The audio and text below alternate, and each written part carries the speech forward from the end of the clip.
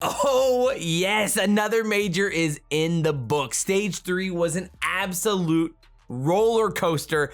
And man, today we are breaking it down, going through some of the craziest storylines of the day. Obviously, kind of leading the way here with the Rokkr and the potential roster changes. And we're going to talk about the biggest teams in the CDL and the impact that they had in this major, which is hopefully the last online major of all time in CDL history. Let's hope, at the least. But man, we have a lot to talk about, so without further ado, guys, let's get right into this one. Let's go. So normally these breakdown videos would come out on Sunday night right after the tournament, but because last night I went a little bit late and there was a lot going on, it's coming out today. So man, obviously let's start with the top 3 or 4 teams here, and then we can talk about some of the other things at the end of the video as well. But man, let's start with this Toronto and OpTic situation and the insane series that they had and the runs that both these teams ended up making in the tournament. So let's start on the OpTic side, considering they ended up finishing 4th place. I know, shout out, you OpTic fans out there.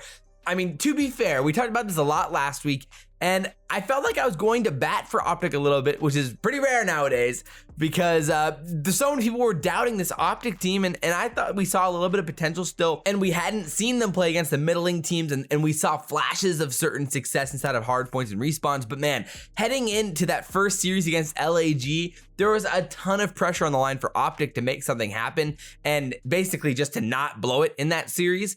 And it started off real rough with a loss on Garrison, and immediately I got pretty dang worried for OpTic, because last week I had OpTic at 5 in the power rankings before the major, and people were shocked that I had him that high, which I was shocked that people were shocked that I had him that high. But either way, it was just a pretty wild weekend for OpTic, and the run that they were able to make after the improvements that we saw, especially inside hardpoint later on in their day or their weekend. Obviously in the LAG series, it didn't start off hot. They lost a Garrison hardpoint to LAG, and definitely ugly. That was their 6th straight hardpoint loss, and at that point you were kind of worried. I mean, heading into the S&D, they went round 11, and it got scary for OpTic, because if they lose that S&D, they are in big time trouble. So it's crazy how quickly they went from being in trouble against LAG to basically finishing top 4 with a real chance at top 3 against Toronto in that series. So either way, OpTic caught fire. They played Dallas. They looked incredible in that series. They were absolutely frying in that first hardpoint on Garrison versus Dallas, and Dashy went off. I mean, he had an absolutely unreal map there, and really just a whole weekend as a whole. He went 35 and 13 against Dallas on Garrison, which was one of the best hardpoint performances as an individual we've seen literally all year long. KD wise, Asim is the only player to have a higher KD in a hardpoint than Dashy in that series, and so it was just insanely impressive as a whole.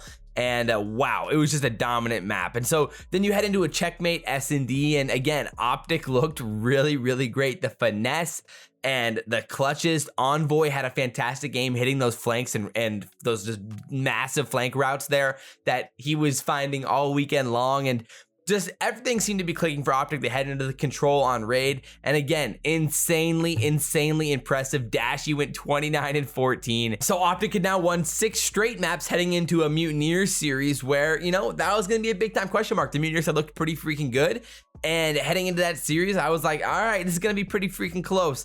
But I picked OpTic in that series, and here we are again. OpTic 3-0s the Mutineers. Again, an insanely impressive performance again. And, in the first hardpoint on Moscow, Envoy was dominant. And in the raid, you love the big time ice there from OpTic.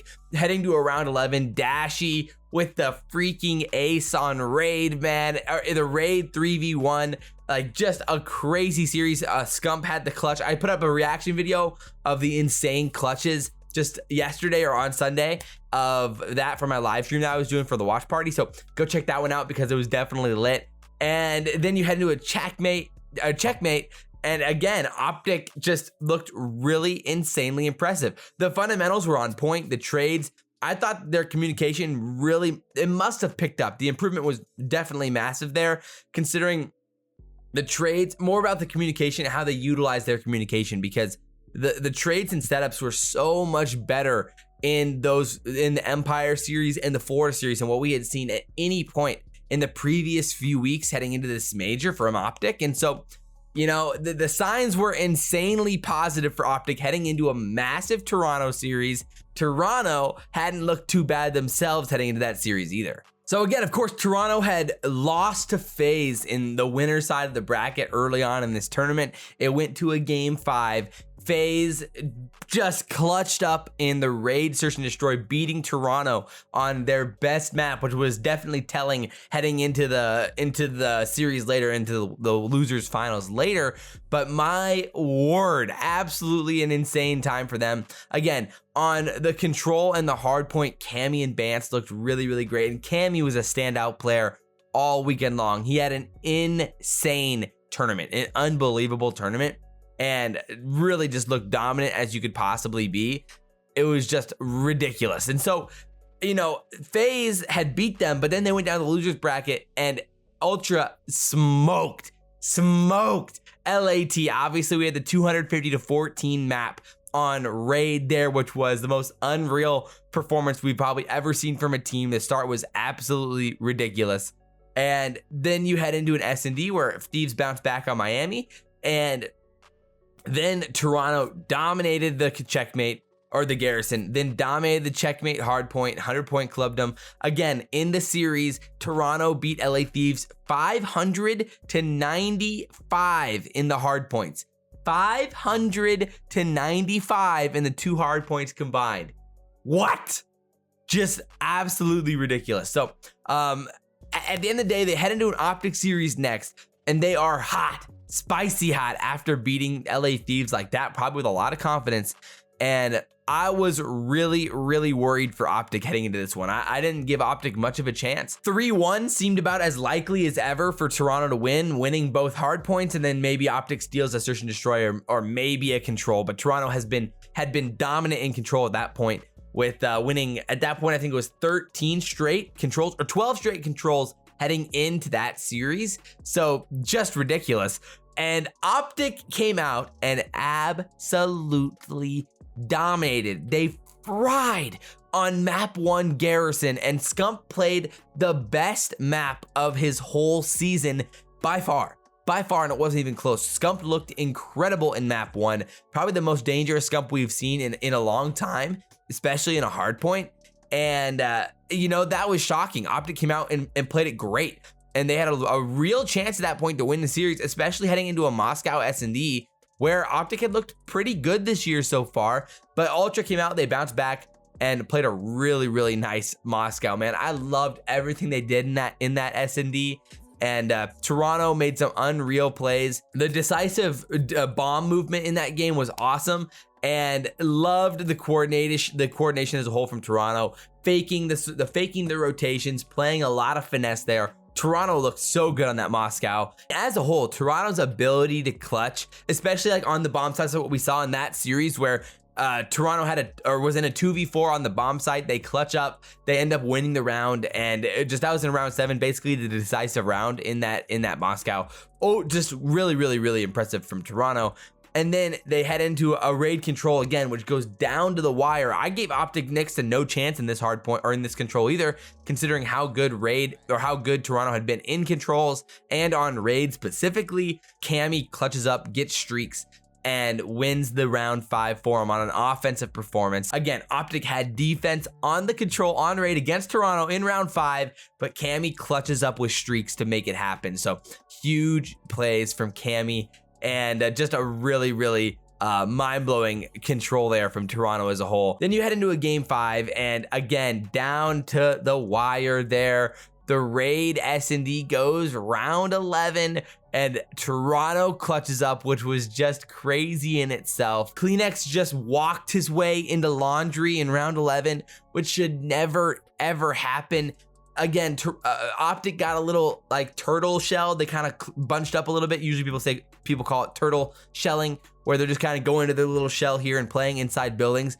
Obviously, there were streaks in play again there, and that's why they were kind of inside, but the streaks had come down. At that point, OpTic needs to push out and make sure that they don't give up top laundry control. And man, CleanX just walked right in, found the 2-piece, and that was GG's in round 11. Tough L for OpTic, but really impressive win for Toronto, and they have been an insanely good team, and that was just an awesome series as a whole. And from the OpTic side, I mean, this is as good of a result as you could have possibly asked for from an OpTic fan. Again, 2 weeks ago, there were OpTic fans calling for players to get dropped, and here we are 2 weeks later. OpTic looks just as much of a contender as they ever have, and they're right back on track heading into stage 4, which has a LAN tournament as its major. So there's a lot of positives here for OpTic. Literally best case scenario, looking like a competitive team again, heading into a new stage where they're going to be streaming scrims again. The vibes, I'm sure, will be high, and then you head into a LAN tournament as well at the end. OpTic's going to be really excited heading into the stage. And I would imagine there's gonna be a lot of optimism about this team after this tournament. We saw Dashy dominate. We saw Scump look really good inside of Search and Destroy and Hardpoint. Envoy had a lot of moments. Foremost, the one player where we could have seen a little bit more from in some big moments, but again, he still had some really nice maps and made some massive plays. And in that Toronto series, he had some insanely good reads, especially early on in that Moscow S&D, where he was playing angles and anticipating pushes about as good as you could possibly do it. And again, I was really impressed with all of the players on OpTic at different times throughout their run, and they're in still a really good spot heading into stage 4. So of course that means for Toronto that they booked their ticket to the losers finals to face off in a rematch against FaZe. Obviously they played FaZe earlier in the tournament. FaZe won 3-2 in a game 5 on Raid S&D, which was surprising. They rematch again with 4 of the 5 same maps from the previous series, and on the first Garrison, FaZe looks dominant. They look really great. Then they play a Raid S&D, and this time the Ultra gets their revenge. And man, the buddy system that Toronto plays there is so nice. I love how they play these 2v1s. Cammy in Pillars is unkillable. This dude loves playing in mid, just with the Krig chilling there inside mid and rocking and rolling in Pillars. And like, he had a great map when 11-6. And then they go onto a Garrison control and get absolutely smoked. Just whopped. It wasn't even close. A 3-0 by FaZe. Streaks all over the place. A dominant map performance from FaZe. Then you go into a Raid Hardpoint. I always talk about the streak usage from Toronto is always so good, and it was just on point here again, where I love Bance found some streaks, gave him a great chance to get some interesting time early in the game. But this was an insane Hardpoint. Went back and forth, and it ended on a P5 break from the Ultra, where it was just an awesome timed break. They play for map control, which spawns them inside Zig close to the hill, and Toronto finessed and just played that one perfectly to win the map and force a game 5 again. And you go on to a Moscow Search and Destroy, and FaZe looked so good, man. It was just tough stuff where there was some tough plays there, like in the last round, Cammy should have found kills, but he gets turned on and basically gets smoked in mid. And overall, FaZe just out finessed them throughout the whole map. And again, FaZe's Search and Destroy had a huge turnaround in this tournament, which is what they've been needing. That showed there again in a game 5 where FaZe just clutched up and punched their ticket to a grand final against the New York Subliners. So as a whole for Toronto, they still are an unreal, like just an insanely good team. They're obviously still a top 3 team. They're going to be right there as a competitor heading into LAN or heading into stage 4 during the group stages, and then into the stage 4 major. My only question would be is, will we see a slight decline from them heading into LAN? How much of an advantage is there Toronto Bell Fiber? Some pros think it is a major advantage. Some say it doesn't matter at all. So we'll see. I don't think it really matters that much, but there is at least some sort of question mark there, where because they're not in Dallas, there is more inconsistent connection against Toronto. So that will be a talking point throughout stage 4, heading into the stage 4 major as well for the Ultra. Alrighty, so FaZe in New York, my word. Let's start with the New York Subliners, which again, a really interesting tournament for New York and their path to the grand finals as well. It was just about as weird and different as you get. So that, they only played 3 matches because they were starting in the winners semifinals, and they played, or the winners quarterfinals, and they played the Mutineers, where they absolutely stomped them in a hot 3-0. it just wasn't even close. They literally smoked them. The Garrison hardpoint was just a destruction, pure dominance. Then the Express S&D was a hot, fiery, steamy 6-0. And then the Garrison control was a freaking steamy 3-0 as well. And again, you leave that match with a ton of confidence in the Subliners heading into the winners finals, where they end up having to play the winner of Toronto v FaZe, which was of course FaZe. And so obviously FaZe and the Subliners hadn't really played since the first match of stage 3, where the Subliners beat them in a pretty surprising fashion in Hydra's debut. So obviously this series meant a lot to FaZe, trying to prove that they're worth it, prove that they're the best in the business. And the Subliners came out and made a statement. It got a little mixy, a little scary for them in the winners finals. They came out and won the Apocalypse hardpoint, which I was a little bit surprised FaZe was willing to play. Subliners won at 250 to 181. Subliners again on fire inside of hardpoints, insanely good. In that series, I absolutely love their listen in. I'll probably talk about it in some sort of learn from the pros at some point. That was their 10th straight hardpoint win as well. Obviously in another really impressive series, which would come to a close in map 4. But again, they go to a checkmate S&D where you thought FaZe was the favorite, but New York came out and just finessed them so well, man. Top lane, Asym played in just a fantastic map. And just looked great, bro. But yeah, it was just clinical S&D as a whole. I mean, Asym had, again, a great game, 13-5, and just really impressive. So then you head into a raid control where, again, FaZe just took it to them. They looked awesome. And then you get a little bit worried when FaZe comes out and 3-0s you in the control.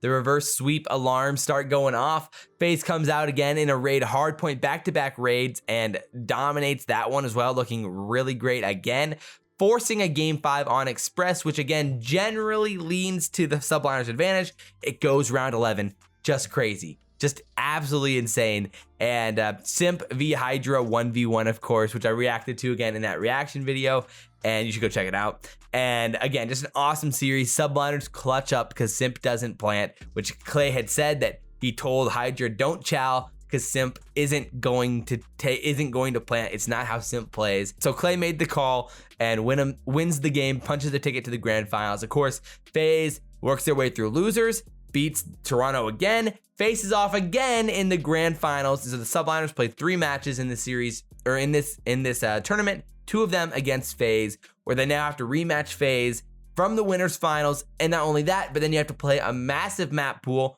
which does favor FaZe because they have a little bit deeper map pool, which they spent a ton of time working on during this stage to develop their map pool for this exact moment, for this exact reason. And that was something that we talked a lot about throughout this stage, was the struggles from FaZe, is because, yeah, they were playing a lot of maps that they basically never played before because they were trying to work on it in tournament environments for this exact moment. And man, did it pay off. Again, throughout this whole stage, throughout this whole tournament, I mean, FaZe made play after play where you were just like, what? How in the world is that possible? And that happened over and over and over again on different maps against different teams. In the Dallas series, in that control, Cellium basically clutched up that control all by himself. It was ridiculous. He basically solo capped A, got streaks, won the round for him later on because of the streaks themselves. Every player at any point can go out and make a crazy play that wins them the game.